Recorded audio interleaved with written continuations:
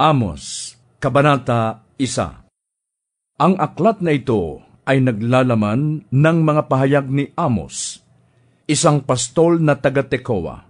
Ang mga bagay na tungkol sa Israel ay ipinahayag sa kanya ng Diyos 2 taon bago lumindol.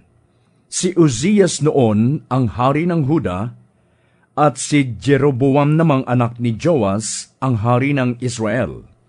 Sinabi ni Amos, dumadagundong mula sa bundok ng Zion ang tinig ni Yahweh. Mula sa Jerusalem, ang kanyang tinig ay naririnig. Natutuyo ang mga pastulan, nalalanta pati ang mga damo sa bundok Carmel. Ganito ang sabi ni Yahweh, paulit-ulit na nagkasala ang mga taga-Damasco, kaya sila'y paparusahan ko. Pinagmalupitan nila ang Gilead. Dinurog nila ito sa giikang bakal. Susunugin ko ang palasyo ni Hazael at tutupukin ko ang mga tanggulan ni Ben-Hadad. Wawasakin ko ang pintuan ng lunsod ng Damasco. Pupuksain ko ang mga tagalibis ng Aven, pati ang may hawak ng setro sa Beth Eden. Ang mga taga-Syria naman ay dadalhing bihag sa Kir. Ganito ang sabi ni Yahweh, paulit-ulit na nagkasala ang mga taga-Gaza, kaya sila'y paparusahan ko. Binihag nila ang isang bansa at ipinagbili sa mga taga-Edom. Susunugin ko ang mga pader ng Gaza.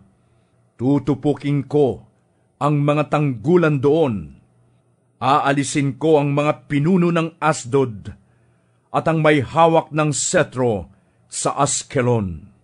Hahanapin ko ang Ekron at lilipulin ko ang mga Filisteo roon.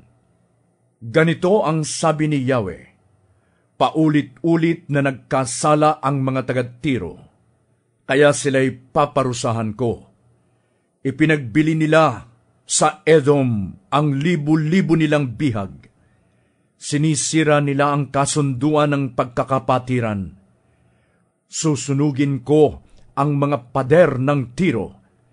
Tutupukin ko ang mga palasyo roon. Ganito ang sabi ni Yahweh, paulit-ulit na nagkasala ang mga taga-Edom, kaya sila'y paparusahan ko. Hinabol nila ng taga ang mga kapatid nilang Israelita at hindi sila naawa kahit bagya. Hindi naglubag ang kanilang puot kailanman. Susunugin ko ang Teman, tutupukin ko naman ang mga tanggulan sa Bozra. Ganito ang sabi ni Yahweh, paulit-ulit na nagkasala ang mga taga-Amon, kaya sila'y paparusahan ko. Sa labis nilang kasakiman sa lupain, nilaslas nila ang tiyan ng mga buntis sa Gilead.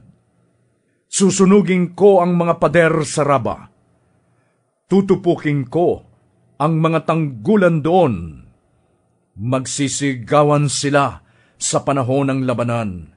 Mag-aalimpuyo ang labanan tulad ng isang bagyo. Mabibihag ang kanilang hari, gayon din ang kanyang mga tauhan.